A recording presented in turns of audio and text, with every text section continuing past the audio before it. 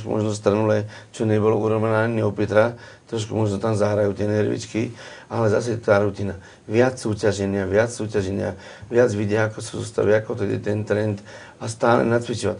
To tréning nie je len posilovný, toto mojej Adele hovorím, že len odmakať, ale stále pozujte, stále vy musíte byť sochy, vy musíte byť najlepší.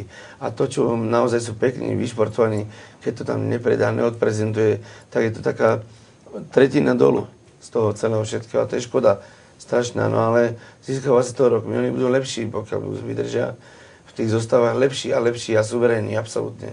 Tam to obecenstvo musí horieť. Čiže vy napríklad radíte Adele, aby doma pred zrkadlom pozovala, aby si nacvičovala, aby bola ako socha? No, každý týždeň pozuje predo mnou vo fitku. Určite možno niekedy dvakrát vylepšujeme a stále čo vylepšovať. A samozrejme doma. Pred zrkadlom, mimo zrkadla a stále. My keď sme boli v tom Beckovi, ja som práve bola prekvapená z toho, mne to pozovanie, mne to prišlo, takže sa človek postaví, napne sval a ide. Ale tam tí chalani práve boli úplne vyčerpaní z toho pozovania, to musí byť náročné, predsa len tie svaly, nechcem povedať, že nájsť ten sval, ktorý mám ukázať, ale... Môžete povedať chalani, jak to je. Lebo ja naozaj, my sme boli v tom Beckovi na tej súťaži a tam tí chalani po tej pozovačke boli úplne z nich tieklo, tá farba, všetko. Je to naozaj je to veľmi fyzicky náročné. By boli niektorí ľudia prekvapení, ale skutočne vydržať tam 20 minút pozovať je veľmi ťažké. A je napríklad ťažké aj nájsť ten sval, ktorý mám ukázať? A... To je zase tá rutina. To je o tom tréningu. O tom tréningu, že on má zafixované tej hlave, čo nemá dávať najavo ani rozhodcom, ani podiv, že čo ja robím, cieľ mám sa usmievať, ale ja mám teraz biceps dvojitý, takže mám biceps, chrbát, nohy, všetko mám napnuté krásne a pekne pôsobím. To je to dosť také akože veľmi náročné a zase tréning, to sú roky tréningu. Stále toto. U teba to je ako? Pre teba to je tiež náročné, alebo babi, ako to vnímate? Tak určite je to náročné. Hlavne, keď je viac pretekárok, tak sme dlhšie na pódiu. Tak to je náročnejšie. Vy, dievčatá, vy tam máte aj v tom možno také, že tie plavky a na tých podpätkoch vy máte strašne vysoké podpätky. A v nich pozujete, veď to musí byť hrozné. Áno, podpätky môžu byť až skoro 13 cm vysoké. Aj tam sú nejaké limity?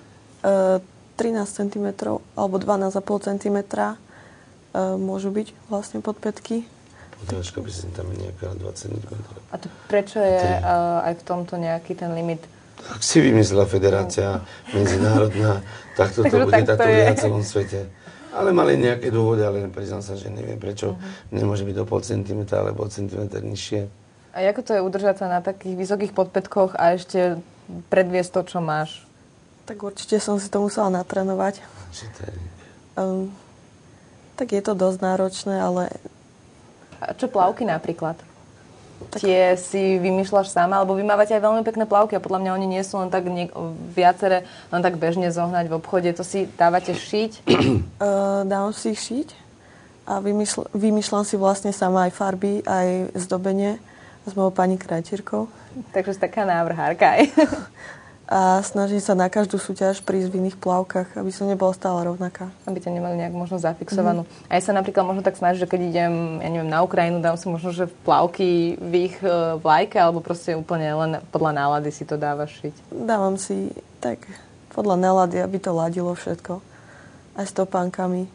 Mňa napríklad ešte zaujíma, ako to je s možno nejakým tým dopingom. Rozhodcovia v týchto súťažiach, vy ste vlastne Adela, ty spomínala nejakú prezentáciu, počas tej sa dejú nejaké kontroly, alebo... Oni majú vždy sa zrazy pred, čo sú reprezentanty, zrazy, dajme tomu 3-4 mesiace pred majstrovstvami Európy sveta a tam sa podpisujú sa nejaké zmluvy, dekrety proste o tom, kde cvičí, v ktorú hodinu cvičí a teda, že nepoužíva žiadne zakázané prostriedky.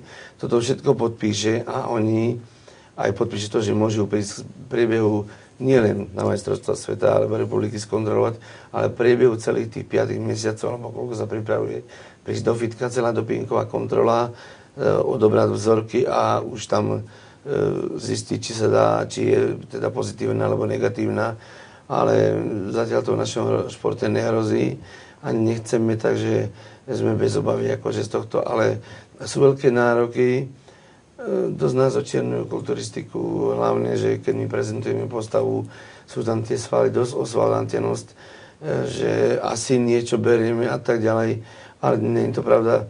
Je to strašná drina. To možno skôr tí amatérski športovci, ktorí naozaj nemajú tie krky a podobne, lebo naozaj na tých súťažiach nie je vidieť až také tie postavy. A tých doplnkov výživy prírodných, či bere Peter svoje má, Roman takisto, Adela má tiež svoju firmu, ktorá, to sú kombinácie, Adele som narátal 9 kombinácií doplnkov výživy, len cez aminokyseliny, proteíny a tak ďalej, čo ja viem, stimulačné látky, plus strava, takže to musí byť perfektne toto zosúladené, aby ten sval rástol aj bez toho dopingu. No. Takže očiernuje sa trošku, ale podľa mňa, a už sú štatistiky, že oveľa športov iných má viac dopingových testov pozitívnych ako kulturistika a fitness. Doping sa prejavuje v cyklistike presne, no. Všetci vrcholové športy. Žiaľ Bohu, je taký trend, je to o peniazoch a keď sa tak zoberie, tak to robí samé to najvyššie vedenie. A tí sú najviac proti tomu. Uh-huh. Ale odtiaľ to ide. Čiže napríklad ani na svete si sa nestretla s niečím takým, že by niektorý pretekárka boli vyradení, že by sa na niečo prišlo, alebo že by si mal možno aj podozrenie? Tak my sme si ťahali finálová 6 loptičky, bola tam medzi nimi jedna oranžová a tá, ktorá si ju vytiahla, tak išla na dopingovú kontrolu. Aha. A výsledky budú známe až o 2 týždne po svete. Aha. Čiže vlastne kontrola bola. Bola. Ako to je, aby som sa ešte vrátila k tej strave, vy ste teda spomínali, že tam sú len tie prírodné doplnky, ale mne to stále nejak nejde, tam musí byť strašne tvrdá disciplína vnútorná. Aj pre tých športovcov, veď ja neviem, chalani sa ľúbia najesť. Či jete stále iba naozaj také pred tými súťažami, že varené kurácie mäso a nič iné. Ja si nejak neviem živo predstaviť, že naozaj byť taký prísny na seba. Tak snažím sa po celý rok vlastne udržiavať v tej takej lepšej forme. A aj tú stravu sa snažím upravovať tak, aby nesnažím sa jesť nejaké sladké moc jedla. Väčšinou to kuracie hovädzie raz, 2-krát do týždňa a ako prílohu varenú rýžu a zemiaky. A to je vlastne to, čo ste spomínali, že tam sú vyvážené tie doplnky. A k tomu idú tie doplnky, že bez tých už ťažko sa dostať na tú úroveň. Prečo to niečo zase len prilepšenie. Tí doplnky výživy. No, dá sa aj na strave získať tá určitá postava pekná, ale už pokiaľ ideme súťažiť, tam už tie doplnky výživy stravy už niečo znamenajú. Uh-huh. Už ten športovec má ťažšie tréningy, a ako je niečo ťažší tréning, alebo aj u niečo iného je silnejší, auto potrebuje lepší benzín, potrebuje lepší olej a oni potrebujú viac doplnkov, viac, aby mohli tá zvládať tréning. Lebo to sú regeneračné procesy strašidelné a pokiaľ, a to je dôležité, nezregeneruje to telo s tými doplnkami, stravou, oddychom, spánkom, ten tréning za deň alebo za 2 dní je o ničom, aj cesta späť. Čiže tie svaly sa požierajú, nastáva katabolizmus, takže je to s tou stravou, je to, hovoríme, 70% strava. Oni drú, tí chlapci a dievčence, ale strava je veľmi dôležitá. Keď príde k vám nový adept na tento šport, ako zistíte, alebo podľa čoho mu ušijete ten správny program, tie tréningy, ako má cvičiť? Ja neviem, chalani, vy napríklad koľko cvičíte denne? Je to denne, alebo máte aj nejaký oddych? Tak to záleží od obdobia, v ktorom sme. V tom prechodnom období, napríklad teraz, keď je tá objemová príprava na zimu, sa cvičí menej, to znamená, že 3-4 krát do týždňa.